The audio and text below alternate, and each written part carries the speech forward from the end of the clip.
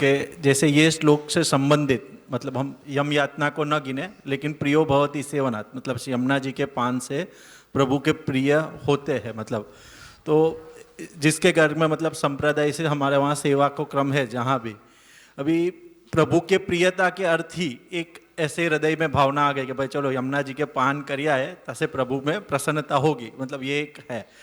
अभी जहाँ सालों से प्रभु की सेवा में जो प्रवृत्त है, उसके हृदय में एक कामना हुई कि यमुना जी के पान से प्रभु में प्रियता होगी, तो वो एक जाना। और दूसरा ये अंडरस्टैंडिंग है कि प्रभु की सेवा जो हो रही है जहाँ अभी तक भी, वो कोई जन्म काल में या कहीं पे या पूर्व में यमुना जी की कृपा से ही प्राप्त हुई है। शायद कहीं पे यमुना जी के पान हुए होंगे, उसी कारण से ये फल रूपा प्राप्त हुए हैं। और जो अभी की व्यवहार में हम गिने कि यमुना जी तो साक्षात अवेलेबल नहीं है भौतिक रूप में, तो जो ठाकुर जी के चरणामृत आदि और जो जारी जी में हम यमुना जी की भावना करते हैं और उसका भी पान करते हैं, तो उससे भी मतलब हम ये अल्टीमेटली एम है कि प्रभु में प्रियता का संपादन होना। और ये श्लोक उसके लिए आशीर्वाद रूप है कि यमुना जी के पान से, मतलब दूसरी तो कोई योग्यता है ही नहीं, खाली एक यमुना जी का पान है, तो ये ईजीएस्ट उपाय लग रहा है। तो इसको कैसे समझना कि अन्याश्रय भी की तरफ द्योतित, मतलब प्रभु की सेवा सालों से विराज रही है, प्रभु करवा रहे, फिर भी एक विचार आना कि ये पढ़ के कि भाई यमुना जी के पान करे प्रभु में प्रियता संपादित होगी, तो ये थोड़ा ऐसा कंफ्यूजन जैसा है। सब लोग भरपूर प्रयास कर रहे हैं कि यमुना जी अत्यद्भुत में से अद्भुत हो जाएं, तो हम नहीं होने देंगे।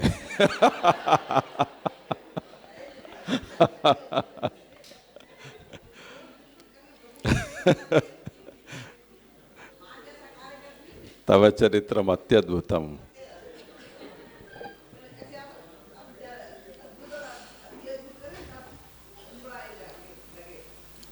नहीं, इसका उत्तर तुम्हारे पीछे।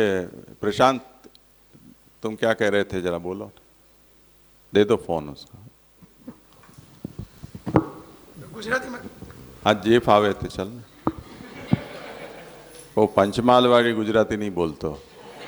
हाँ, જે આમાં મને એવું લાગે છે કે નમોસ્તુ યમને સદા તવ ચરિત્રમ અત્યદ્ભુતમ ન જાતું યમ યાતના ભવતી તે પય પાનત. તો જો યમુનાજી છે તે નરક યાતના નહીં થવા દે જીવને. જો કોઈ જીવ તરસ छिपावा માટે પણ યમુનાજીનું પાન કરશે તો એને નરક યાતના, જે ભાગવતજીમાં નરક યાતનાનું વર્ણન છે 28 પ્રકારના નરકનું, એનું વર્ણન જે છે એવી નરક યાતના, એને ભયંકર નરક યાતના ભોગવવી નહીં પડે. બાકી કોઈ પુષ્ટિજીવ ભૂતળ ઉપર તો ઘણા રોગથી ગ્રસિત થયેલો હોય છે, ઘણો દુઃખી હોય છે, દરિદ્ર પણ હોય, એ રીતે નરકાગાર જે ભૂતળ ઉપર ભોગવે છે એ તો એને ભોગવે છે. યમુનાજીની કૃપા થાય તો એ પણ ના ભોગવી શકે. પણ જે 28 પ્રકારના નરકનું વર્ણન જે ભાગવતજીમાં છે એવા પ્રકારની નરક, ભયંકર નરક યાતના એને નહીં મળે. અથવા તો પછી નાના નાના પાપ કરવાથી પણ જે શાસ્ત્રમાં વર્ણિત છે, અને 60,000 વર્ષ સુધી નરક રહેશે, પછી આ હીન યોનિમાં અનંત જન્મ સુધી સૃષ્ટિનું ચક્ર ચાલશે, ત્યાં સુધી હીન યોનિમાં જન્મ લેયા કરશે. તો પછી મહાપ્રભુજી ઠાકોરજીને મહાકારુણિક કેમ કહે છે, અથવા તો શ્રી મહાપ્રભુજીને મહાકારુણિક કેમ કહ્યા છે, પતિત પાવન કેમ કહ્યા છે. અષ્ટસખાના કીર્તનમાં પણ આવે છે કે મેરે કુલ કે કલમસ સબ ही नासे, देख प्रभात प्रभाकर कन्या, वे देखो पाप जात जितिते, जो मृगराज देख मृग सन्या. અથવા તો પછી ઠાકોરજીનું આટલું બધું સમર્પણ કર્યું છે ને, આટલા બધા વર્ષો સુધી આટલા બધા ભગવત પાઠ કર્યા છે, દ્રઢ આશ્રય રાખ્યો છે, તો એનું એને ફળ શું મળશે? એટલે કદાચ એવું લાગે છે નરક યાતના ન મળે, હીન યોનિમાં જન્મ મળી શકે, એવું મને લાગે છે. કદાચ ખોટો પણ હોઉં. હા, પણ હજી આગળ આના પ્રશ્ન આના પછીનો છે હવે રાસેશનો.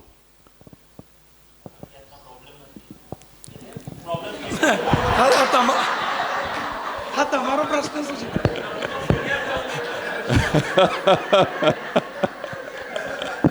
હા, પ્રભુને પ્રિય થઈ શકે, કારણ કે माइक हो तो दे दो ना, एक वहाँ तो चलेगा संवाद. अच्छा, યમુનાજીના 41 પદમાંનું એક પદ એવું આવે છે कि ब्रह्म संबंध जब होत या जीव को तभी ही उनकी बुझा वाम भर के दूर कर सुर कर जाए पियसो कहे।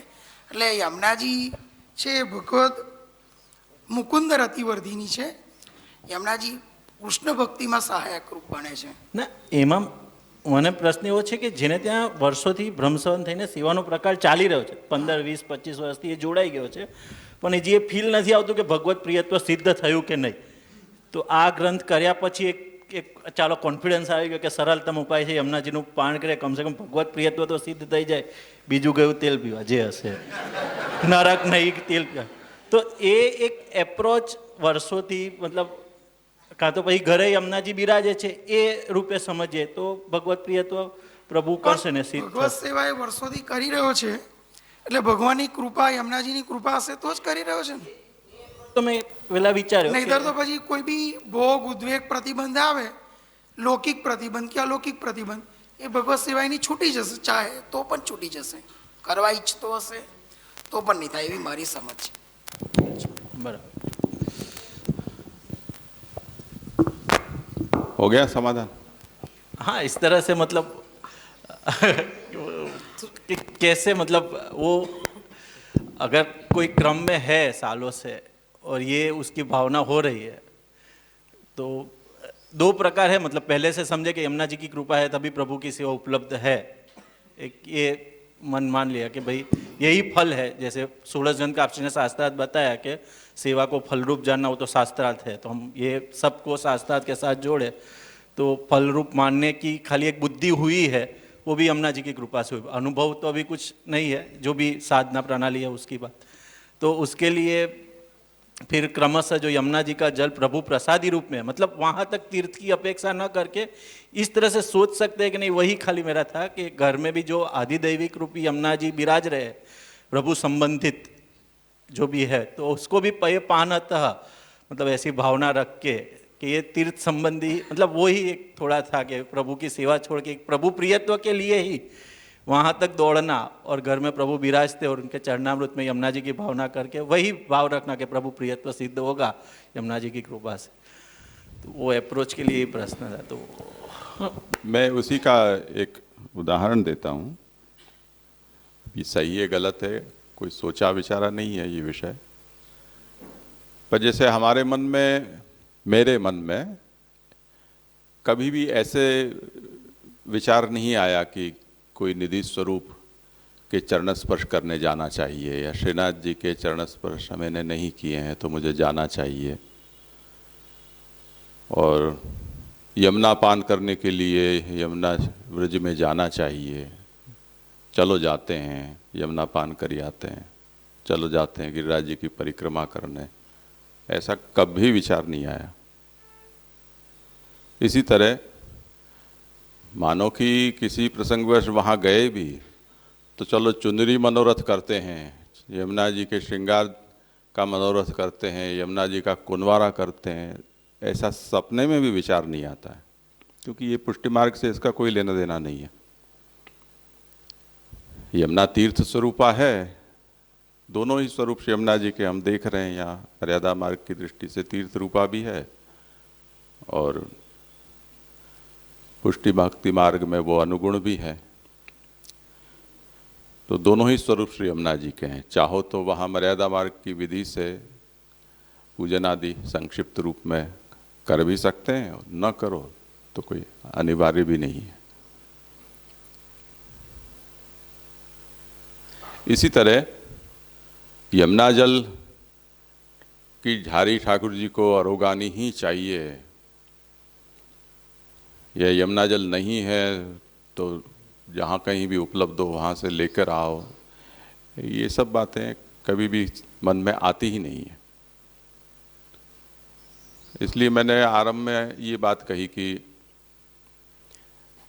पुष्टि मार्ग में हम हैं और उस मर्यादा का कौन सी मर्यादा है कि जिसका उल्लंघन करने पर या उसका पालन न करने पर हम पुष्टि मार्गी महाप्रभु की दृष्टि में नहीं रह जाते हैं, यही उसका निकष है. तो उसकी हम सूची बना लें, सर्वस्गंध पढ़ लो, साधन प्रकरण पढ़ लो, साधन दीपिका पढ़ लो, इससे आगे तो कहीं पुष्टि मार्ग है नहीं, जहाँ तक उसके सिद्धांत और आचार का प्रश्न है। उसमें कहीं इन चीज़ों को अनिवार्य माना गया है? अनिवार्य क्या माना गया है? सिद्धांत रहस्य में आत्मनिवेदन, उसके बिना प्रभु सेवा स्वीकार नहीं करते हैं। असमर्पित त्याग, सर्वस्व समर्पण, इतनी सी बात है। इतना आप कर रहे हैं तो आप पुष्टि भक्ति मार्ग में हैं। इससे अधिक जो कुछ भी है वो सब एक्स्ट्रा है,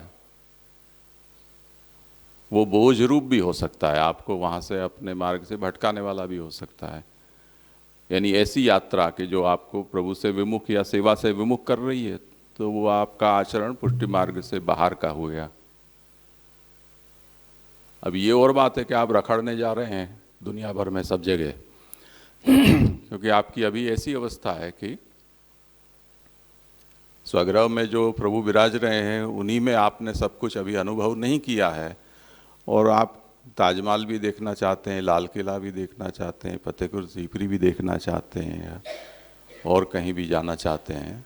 ये आपके वृत्तियां हैं तो ठीक है। इसके बजाय अगर आप वैष्णव तीर्थों की या व्रजादि स्थान है उनका पर्यटन कर दो, वो तो एक अच्छा विकल्प है। उससे दोनों काम हो जाते हैं। एक तो रखड़ने की जो इच्छा है वो उसका संतोष हो जाता है, और वो स्थान वो प्रभु संबंधित होने से उससे आपके भाव की वृद्धि भी होती है, महात्म्य भी बढ़ता है, अच्छे भक्तों का संग होने पर प्रेरणा भी मिलती है, और स्थान का महात्म्य है तो उससे भी रज का स्पर्श आदि होने पर उसका लाभ मिलता है। पर यह अनिवार्य नहीं है।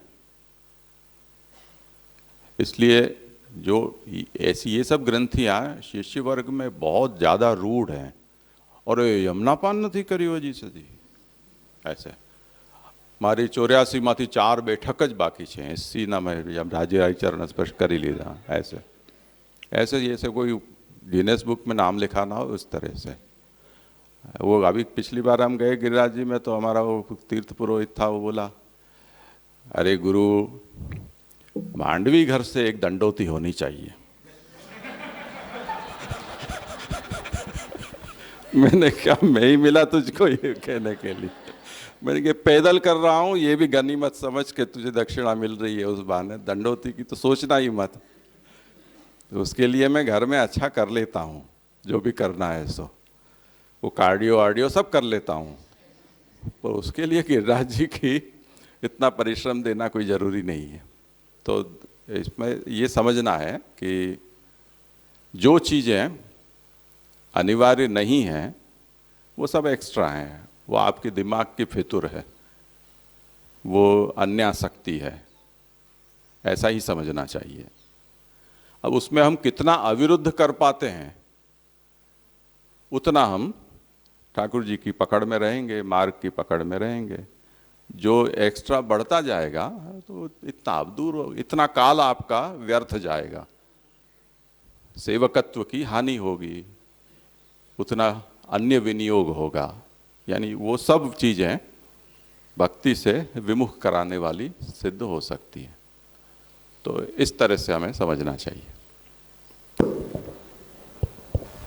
मतलब मेरे को अभी तक जो यमुनाष्टक का अर्थ था ध्यान में, मतलब वो स्तुत्यात्मक ही था केवल। मतलब अभी जो प्रस्तुति जो महाप्रभु जी के उत्सव के निमित्त हुई थी तब पहली बार यमुनाष्टक पढ़ा, मतलब पढ़ा ऐसे, तो उसमें मेरे को जो समझ में आया तो वो नहीं એને રેવા દે, दूर રાખીને બોલે છે ને એટલે સમસ્યા થાય છે। हाँ, मतलब मेरी समझ ऐसी हुई बाद में कि महाप्रभु का यमुनाष्टक ग्रंथ प्रकट करने का तात्पर्य केवल इतना है कि श्री यमुना जी का स्वरूप हम जानें, और वो भी एक भक्त हैं, हम भी एक भक्त हैं।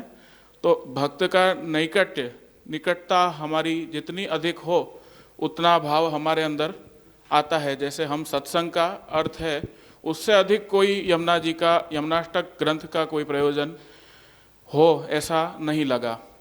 तो जैसे पूर्वजों ने हमारे यहाँ यमुना जल की झारी का क्रम उन्होंने अपनी भावना से किया हो। जैसे हम सादा जल भरें और यमुना जल भरें तो हमारे यहाँ मन में ऐसा भाव होता है कि श्री यमुना जी का जल है।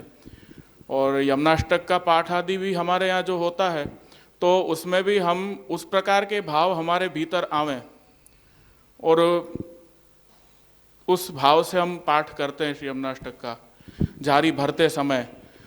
और उस प्रकार का भाव हमारे में जैसे सादा जल भरने में नहीं आ रहा है तो हम यमुना जल पधरा के आवें और पीछे वो झारी भरें तो शायद वो हमारे अंदर वो भाव प्रकट हो।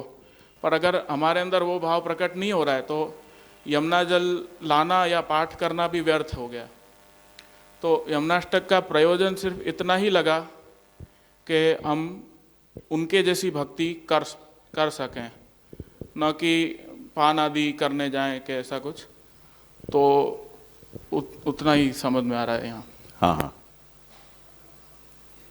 हाँ, प्रशांत को पीछे, अच्छा हाथ में ही है, चालू करके बोलो।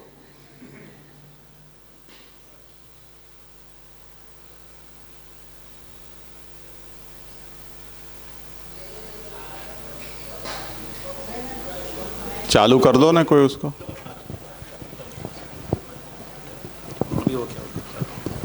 યમુનાજીનું સ્વરૂપ એક વ્રજભક્તથી વિશેષ નથી એવું નથી લાગતું, કારણ કે યમુનાષ્ટકમાં આ જે 8 ઐશ્વર્ય બતાવ્યા છે એવા વ્રજભક્તોના ઐશ્વર્ય નથી બતાવ્યા. અને બીજું સ્મરપિતુ શ્રીય વિપ્રતિમ એટલે શ્રી કૃષ્ણની બધી શોભાને ધારણ કરનારા છે શ્રી યમુનાજી. એ સમાનત્વ વ્રજભક્તમાં નથી બતાવ્યું કોઈ જગ્યાએ. જેમ વ્રજ ગોપિકા પ્રોક્તવ ગુરુ, ગોપીજનોને ગુરુ કયા છે પણ ગોપીજનોની સરખામણી યમુનાજી સાથે ન કરી શકાય. યમુનાજી એક અલગ એ છે, એમને કૃષ્ણ રૂપા કયા છે હરિરાયજીએ યમુનાજીની વિજ્ઞપ્તિમાં, યમુના અષ્ટપદીમાં. એટલે કૃષ્ણ રૂપા, કૃષ્ણ સંબંધ કારિણમ, જે યમુનાજીના 108 નામ છે એને આપણે વ્રજભક્તના નામ તરીકે કે એક વ્રજભક્તિ વિશેષ યમુનાજીને ન જાણવા એવું મને નથી લાગતું. मेरी गलती हुई हो सकती है कहने में, पर मेरा तात्पर्य वो था कि जैसे हमारे यहाँ मुख्य बात मेरे को शुरू से ये लगती है कि भावो भावनया सिद्ध है। तो जैसे हम नित्य सेवा करते हैं उसके अंदर हम भावों की भावना करते हैं, न कि भाव का समर्पण करते हैं सीधा। जैसे गोपिका आदि का मतलब तत्तल लीला में जैसे यशोदा जी का भाव, तो अपनी सेवा तो रही ही नहीं पीछे, तो भाव उनका भाव है, उनकी भावना का हमारे अंदर भावन किया हमने और पीछे अपना भाव उस प्रकार से समर्पित किया। तो जैसे यहाँ पे अगर हम ऐसा सोचें कि यमुना जल में हम ऐसा कर रहे हैं तो यमुना जी सेवा थोड़ी कर रहे हैं, आप अपना भाव प्रभु को समर्पित कर रहे हो, तो अपने भाव को किस प्रकार समर्पित करना वो श्री यमुना जी सिखाएंगी हमें। वो तात्पर्य था मेरा। उस संदर्भ में मैंने यूँ कहा कि यमुना जी का सबका एक स्वतंत्र स्वरूप रहता है। मैं ऐसा नहीं कह रहा हूँ कि उनका विशेष स्वरूप नहीं है, पर आप क्यों उनके जैसा विशेष नहीं बन सकते हो, ऐसा तात्पर्य था। यूँ यहाँ स्तुत्यात्मक शैली है तो हमारे अंदर इस प्रकार का एक मूड बन जाता है कि यमुना जी से श्रेष्ठ कोई नहीं हो सकता है। हम भी हो सकते हैं अगर श्री यमुना जी जैसे भक्त से हमारा संग होए तो। जय जय दंडवत प्रणाम। ये मेरे मन में भी यही आ रहा था जो लालन जी ने सवाल उठाया है, और आज सुबह से जो चर्चा हो रही है उसमें यमुना जी की स्वतंत्र भक्ति के बारे में काफ़ी टीका टिप्पणी हुई, और कि झारी जी का जल का और यमुना जी की अद्भुतता का। तो ये मेरा प्रश्न नहीं है, केवल मेरी समझ के बारे में है कि अगर मैं ऐसा समझ रहा हूँ तो ठीक है क्या। आप श्री ने कल की चर्चा में ये बताया कि जो यमुना जी के जो ऐश्वर्य आ रहे हैं वो ठाकुर जी के 6 गुणों से आ रहे हैं। ठाकुर जी ने अपने 6 गुण स्थापित किए, इस करके यमुना जी का महात्म कोई स्वतंत्र महात्म नहीं है, ये ठाकुर जी की वजह से है। पहली बात। दूसरा यह है कि इसमें अद्भुतता जो आ रही है, और ये अद्भुतता भी ये आ रही है कि ठाकुर जी की इच्छा के, जो ठाकुर जी की इच्छा है, क्योंकि आपने कल जो गुणातीत के बारे में इतना विस्तृत रूप से बताया, तो ये समझ में आया कि यमुना जी भी प्रभु की इच्छा पे ही है गुणातीत के अंदर, कि वो जो ठाकुर जी जैसा चाह रहे हैं वैसे ही यमुना जी उस गुण को प्रविष्ट करके फिर जी पे कृपा कर रही हैं। तो जो यमुना जी की कृपा है वो कोई स्वतंत्र कृपा नहीं है, वो ठाकुर जी ने चूंकि उनका उत्कर्ष बढ़ाया है, ठाकुर जी ने अपने गुण उनमें स्थापित किए हैं, इस करके यमुना जी का उत्कर्ष है। जो ऐश्वर्य यहाँ बात चल रही है, जो सुबह से चर्चा चल रही है, तो मेरे को ये लग रहा था कि मेरी ये जो समझ है कि आज हम लोग यमुना जी की स्वतंत्र भक्ति के बारे में बात कर रहे हैं, यमुना जी को स्वतंत्र रूप से देख रहे हैं, वो तो ठीक नहीं है। आपने जो कल से आज तक समझाया वो ऐसे समझ में आ रहा है, तो ये जो मेरी समझ है ठीक है क्या? बहुत सी दूसरी भी बातें भी आपने कही, पर आपने जो ये मुख्य बात पूछी थी कि स्वतंत्र श्री यमुना जी की भक्ति उपासना अपने यहाँ नहीं है, परिकर के रूप में है, बस ये सिद्धांत अपने यहाँ स्पष्ट है। श्री यमुना जी प्रभु के लिए हैं और यही स्थान और स्वरूप श्री यमुना जी का हमें पुष्टि मार्ग में समझना चाहिए। हाँ, मतलब वही ना कि जैसे मुख्य बात हम टाइटल लगाएं कि भावो भावनया सिद्ध, और बाद में हम रजभक्त जितने भी हैं या परिकर प्रभु का जितना भी है फिर उनको देखें, क्योंकि नहीं तो आपकी खुद की तो सेवा ही नहीं होगी ना। अगर उनके ही भाव का समर्पण किया तो आपका स्वतंत्र भाव नहीं रह जाएगा कोई। तो इसीलिए तो वो भावो भावनया सिद्ध ऐसा आप श्री आज्ञा कर रहे हैं कि नहीं तो भाव से ही सिद्ध हो जाता है सीधा, ऐसा ही आप क्यों आज्ञा नहीं करते? ऐसा फिर भावना पद अलग से जोड़ने की क्या जरूरत थी? यूँ तो कोई को भाव है वो उत्तमता से समर्पित कर रहा है, तो उस भाव को हमारे अंदर लाना है और फिर हमारा स्वतंत्र भाव प्रभु को समर्पित करना है ना। तो यहाँ यमुना जी का भी इससे अधिक कोई रोल हो यहाँ पे ऐसा नहीं प्रतीत होता है। सर, जैसे आपने ये भी बताया कि अभी पूर्व उसके अंदर कि जो यमुना जी में ठाकुर जी की सेविका हैं, आपने ऐसा वचन दिया कि यमुना जी ठाकुर जी की सेविका हैं। तो सेविका हैं, तो जैसे लालन जी बोल रहे हैं भक्ति, अगर हमको भक्ति का मॉडल देखना तो यमुना जी की तरफ देखना है। हाँ, तो मतलब हमको यमुना जी को स्वतंत्र रूप से नहीं देखना है। जो अपने मन में काफ़ी ख्याल आ रहे हैं कि जारी जी का और उसमें नमन भी करना दुर्लभ है, तो नमन दुर्लभ नहीं है, प्रभु की इच्छा है तो वो यमुना जी से नमन भी हो जाएगा, क्योंकि सारा कुछ नियमन तो प्रभु की इच्छा पे ही है। ठीक है। एक कसब। हाँ हाँ, लालन जी, आपके जो यानी आपने जो कहा उसमें ऐसे समझ सकते हैं, जैसे आपने बताया कि हम हमारे भाव से सेवन करते हैं, भावो भावनया सिद्ध। उसमें जैसे अपन को जैसे समझाते हैं कि भाई सेवा और सेवन एक दूसरे के पूरक है, और हम व्रजलीला में हमें अपने भावों को, हमारे विचारों को हम एक्सपोर्ट करते हैं और फिर वहाँ से इंपोर्ट करके हमारे भावों को फिर हमारे भाव समर्पित है। जो साइनेस्थेसिया की प्रक्रिया हमें जय ने समझाई ने, ऐसा ही आपका कहना है, ऐसा मैं समझता हूँ। और ठीक है ना जय, वो लालन जो कह रहे हो? हाँ, तात्पर्य तो ऐसा ही था मेरा कि क्योंकि खुद का भाव नहीं रह जाएगा ना, फिर हमारा स्वयं का तो कुछ भाव नहीं रह जाएगा। हमने ठाकुर जी पधराए, हम खुद सेवा कर रहे हैं, वो खुद तो आप कर ही नहीं रहे हो, क्योंकि आपके अंदर से तो कुछ भाव प्रकट ही नहीं हुआ है। आगे के श्लोक में ये विषय आ ही रहा है, और ये जितने भी प्रश्न कहाँ हमारा अधिक भार होना चाहिए, श्री यमुना जी किस चीज़ के लिए है, ये सब बात अतोस्तु तव लालना इस पद से वहाँ महाप्रभु ने समझा दी है कि जब तक ये प्रभु का प्रियत्व सिद्ध न हो जाए तब तक हम आपकी लालना करते रहें। तो वो आपने वो एक लिमिट सेट कर दी है। उसके बाद यमुना जी को भूल जाओगे तो भी कोई यमुना जी को कोई फरियाद नहीं है, न श्री महाप्रभु जी को फरियाद है। क्योंकि नातः परतरो मंत्रो नातः परतरस्तवः, ये अपने यहाँ का एक लैंडमार्क है। तो प्रपंच विस्मृति पूर्वक भगवदासक्ति, यही पुष्टि जीव का लक्ष्य है। उसमें महाप्रभु ये कहें कि भी जब आसक्ति सिद्ध हो जाए तब मुझे याद रखना, महाप्रभु को ऐसी कोई आवश्यकता नहीं। भूल जाओ मुझे तभी आसक्त हो पाओगे। यमुना जी भी यही चाहेंगे कि हमें भूल जाओ तभी आसक्त हो पाओगे। अभी मुझे यहाँ की एक वैष्णव की बेटी का ब्याह हुआ तो उसको ये फरियाद थी कि बाप उसका फ़ोन ही नहीं करता है। तो वो बाप ने कहा कि नहीं, फ़ोन करना ही मत उसको जहाँ भेजा है वहाँ सेट होने दो, फ़ोन करके उसको डिस्टर्ब मत करो, अन्यथा उसका वहाँ निरोध नहीं हो पाएगा। तो उसने फ़ोन, वो करता ही नहीं है फ़ोन। बेटी को भी शुरू में तो बुरा लगता है कि अरे भेज दिया तो यानी भूल ही गए। तो अब भेजा है तो भूलने के लिए ही भेजा है ना, नहीं तो भेजते ही क्यों।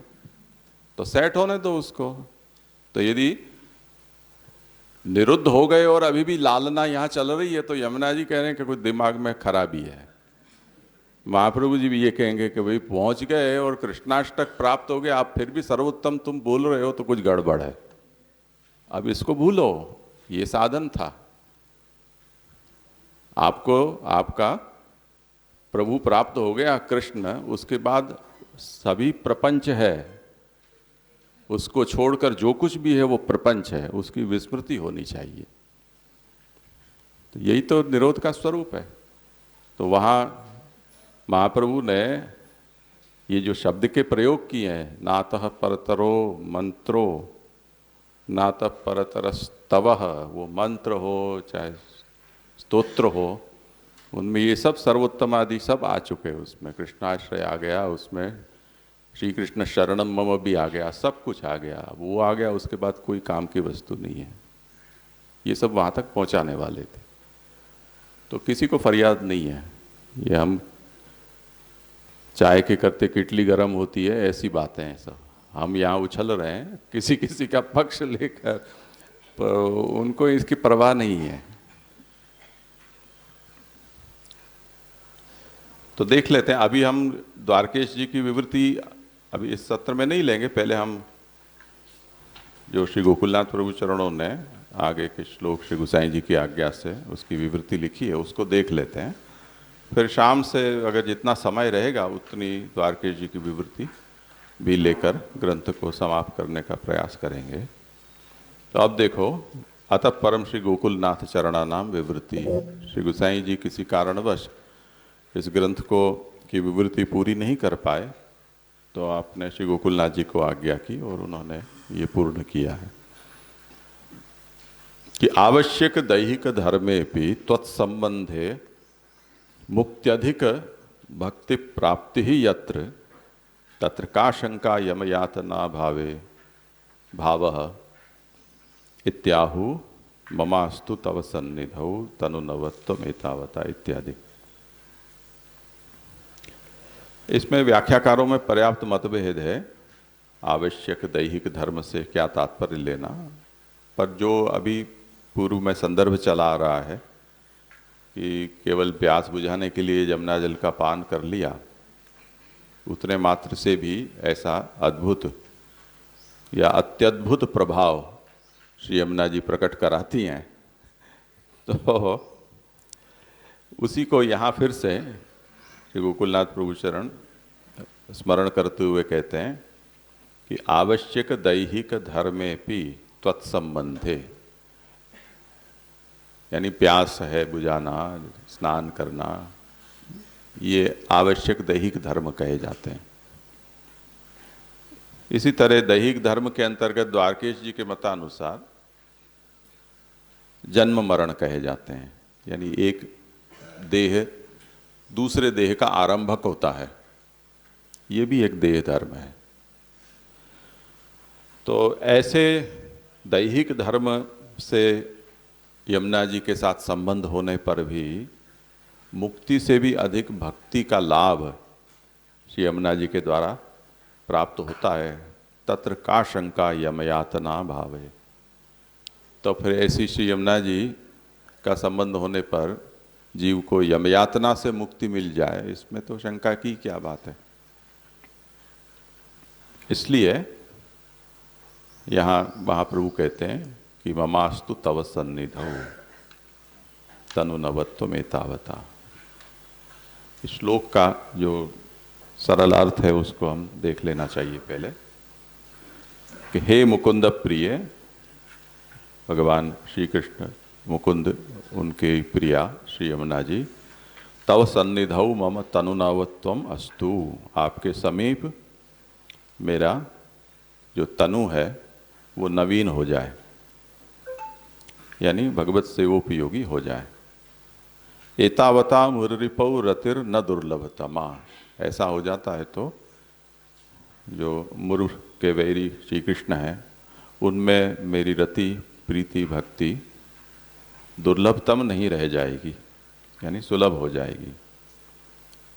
अतः तव लालना अस्तु, ऐसा जब तक न हो जाए तब तक मैं आपकी स्तुति करता रहूं, यानी आपको अशिष्ट भाषा में कहना हो तो भेजा चाटता रहूं आपका कि करो करो करो करो करो, ऐसा करो, तो ऐसा आप फल प्रदान करें। अब सुरधुनि भुवि परं कीर्तिता तव संगमा देव, सुरधुनि यानी गंगा, वो गंगा की भूतल पर बड़ी स्तुति कही जाती है, पर वो जो स्तुति सच्ची स्तुति तो आपके गंगा के साथ संगम होने के कारण आप स्तुति योग्य हुई है।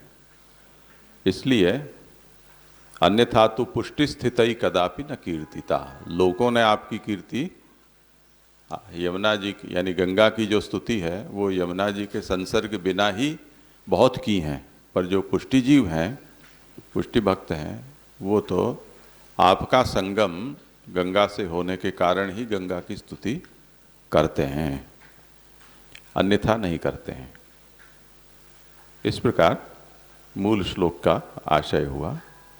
अब मूल का व्याख्यान करते हैं। तव सन्निधौ तनोहो नवत्वम अस्तु, आपकी सन्निधि में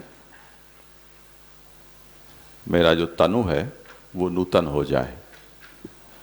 वो नवत्वम का मतलब है लीलोपयोगी नूतन देह संपत्ति, प्रभु की लीला में उपयोगी हो ऐसा नूतन देह प्राप्त होना।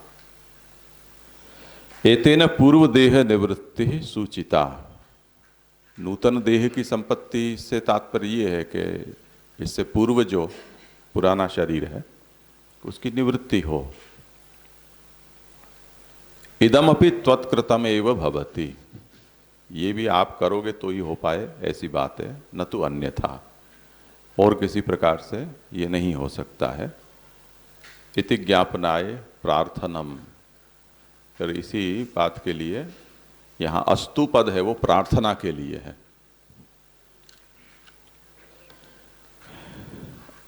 एतावता यानी शरीर परिवर्तन मात्रेणैव मुररिपौ रति दुर्लभतमा न भवति इत्यर्थः, यानी इस प्रकार का शरीर परिवर्तित हो जाता है, इतना भी यदि हो जाए तो मुररिपु में रति दुर्लभतम नहीं रहेगी, किंतु तनु नवत्वेन सुलभा एव, वो तनु में नवत्व आ जाने के कारण मुररिपु में रति है वो सुलभ हो जाएगी।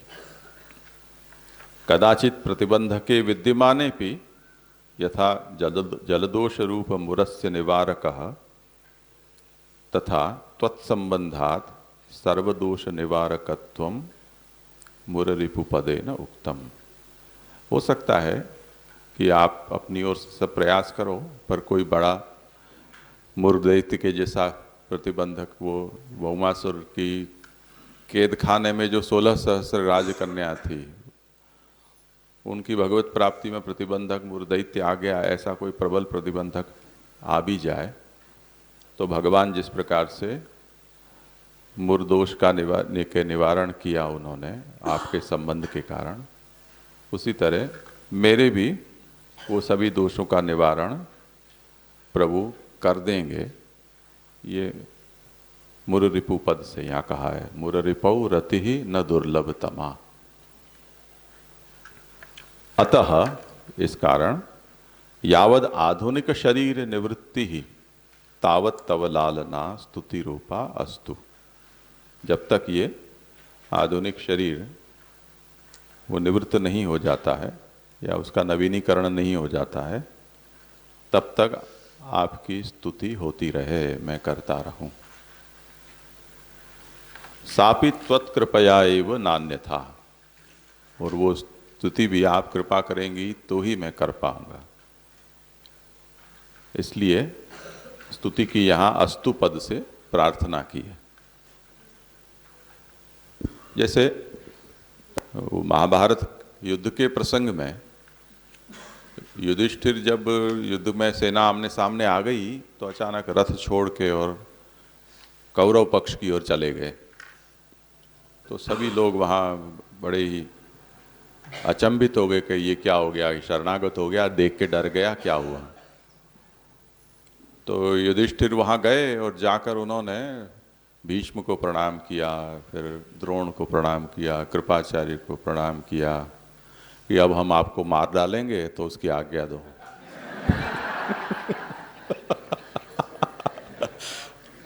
तो सब ने कह दिया क्या, सबको आशीर्वाद है तुमको, विजयी भव, मार डालो मुझको। और सब लोगों ने एक स्वर से ये बात कही कि अगर तुम ये करने नहीं आते, ये शिष्टाचार का पालन नहीं करते, तो तुम कभी नहीं जीत सकते। महाभारत बड़ा ही अद्भुत ग्रंथ, अत्यद्भुत है।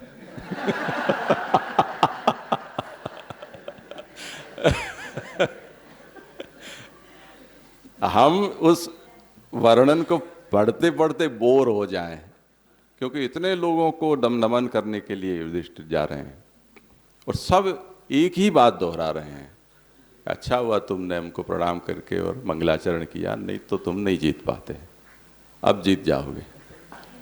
इतनी बार सब लोगों ने ये कहा है। तो अब यहाँ महाप्रभु भी उसी शैली में नमन हो, पर आपकी कृपा से ही होगा नमन, आप करने दोगे तो ही होगा, नहीं तो नहीं होगा। तो गंगाया अपि अस्तु। अब गंगा की बात करते हैं। गंगाया अपि फल साधकत्वम, पूरा कर लें उसके बाद करो ना। फल साधकत्वम त्वत्संबंधादेव इत्यत आहु सुरुधनि परम संगमात।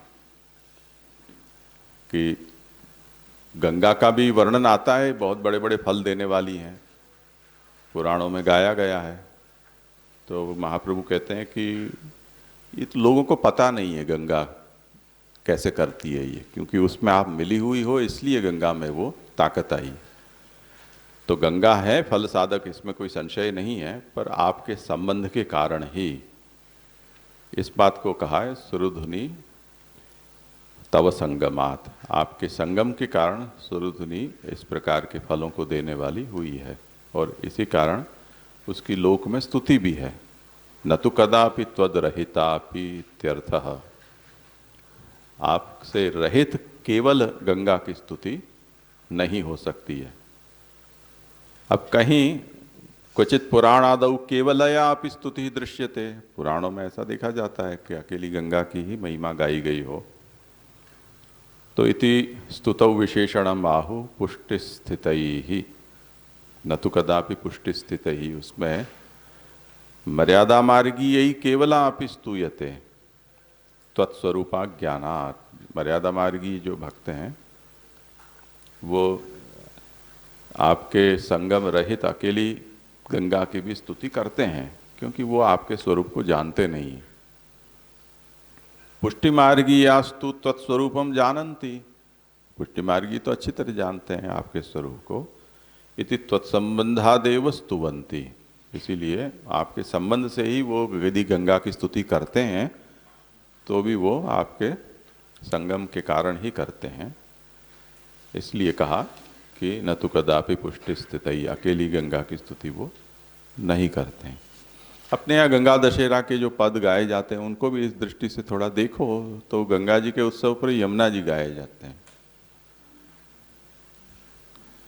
तो वो उस प्रभाव को हम समझ सकते हैं। और 2-4-5 ऐसे भगीरथ वगीरथ की जो कथा है उसके पद भी हैं,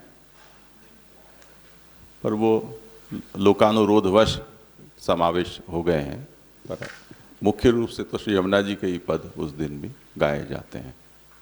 तो वो इसका प्रभाव है, पुष्टि मार्गीय उनके स्वरूप के ज्ञान होने का। तो ये श्री गोकुलनाथ प्रभु चरणों ने विवृत्ति की है। इसके ऊपर द्वारकेश जी की विवेचना थोड़ी ज़्यादा लंबी है, तो अभी मुझे लगता है समय नहीं हो के कारण वो दोपहर के बाद ले लेंगे, समय रहेगा उस तरह से। ये जो ऊपर आया शरीर परिवर्तन मात्रेण एव, और 2-3 लाइन के बाद आधुनिक शरीर निवृत्ति स्तव लालना बताया, तो इस शरीर की बात नहीं है, निवृत्त होने की, ऐसा कुछ मीनिंग है ना? वो बिना द्वारकेश जी के हम कैसे समझें, वो समझाएंगे इस विषय को। प्रश्न इसलिए है कि जो संभलमाला वैष्णव को मिला शरीर वृद्ध होते हुए भी इतने सामर्थ्य, तो उसको तनुनत्वत्व समझ रहे हैं कि किसको मिला? वो संभलमाला पुरुषोत्तम शब्द प्रयोग मिस्टेक हो गया। क्या मिला उनको? मतलब जो वृद्ध वैष्णव थे ना, 84 वैष्णव में, जिनको इतना सामर्थ्य मिल रहा था सेवा के समय कि इतनी सेवा कर रहे थे, उनको तनुनवत्व समझना चाहिए कि ये देह निवृत्ति के बाद की बात है। इसमें थोड़ा 2 लाइन में मैं समझ। हाँ, पर वो तो हम द्वारकेश जी से ही समझे। अभी तो श्री गोकुलनाथ जी ने जो समझाया है उतना हम समझ लें, क्योंकि ये ऐसा विषय है कि इस पर श्री हरिराय जी, पुरुषोत्तम जी और द्वारकेश जी तीनों में अच्छी बहस हुई है। तो वो द्वारकेश जी के मत से समझेंगे जब विषय चलेगा तब। और जी हाँ, इसमें एक शंका है कि जो ममास्तु तव सन्निधो, यानी ये तो यमुना जी की स्तुति कर रहे हैं ना, तो संबंध होने से बाय डिफ़ॉल्ट हो जाना चाहिए। क्या होने से? तनुनवत्व संबंध होने चाहिए यमुना जी से। हाँ हाँ, तो इसमें प्रार्थना की आवश्यकता का वो समझा नहीं मेरे को, कि प्रार्थना करते हैं कि हो। तो स्तुति में तो ऐसा ही होता है कि ये गुण है कि आपके संबंध से तनुनवत्व प्राप्त हो जाएगा, ऐसा। वो आगे विषय आया ना कि स्तुति और प्रार्थना 2 अलग चीज़ें हैं। केवल आरंभ में महाप्रभु ने नमामि यमुनामहम केवल नमन मात्र किया, क्योंकि श्री यमुना जी का स्वरूप ऐसा है कि इससे ज़्यादा और हम क्या कर सकते हैं। तो आगे जो की जाने वाली स्तुति प्रार्थना स्फुरित ही नहीं हुई, पर जैसे जैसे नमन के कारण यमुना जी की कृपा प्राप्त हुई, तब फिर स्तुति और प्रार्थना भी प्रकट हुई है। तो अब वो स्तर आ गया है कि जब वो स्तुति आगे प्रार्थना के रूप में भी प्रकट हो रही है, तो प्रार्थना कर रहे हैं।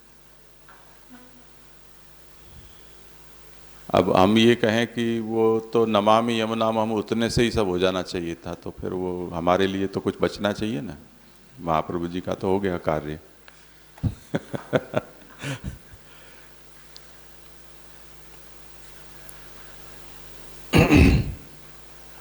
है कुछ और विषय?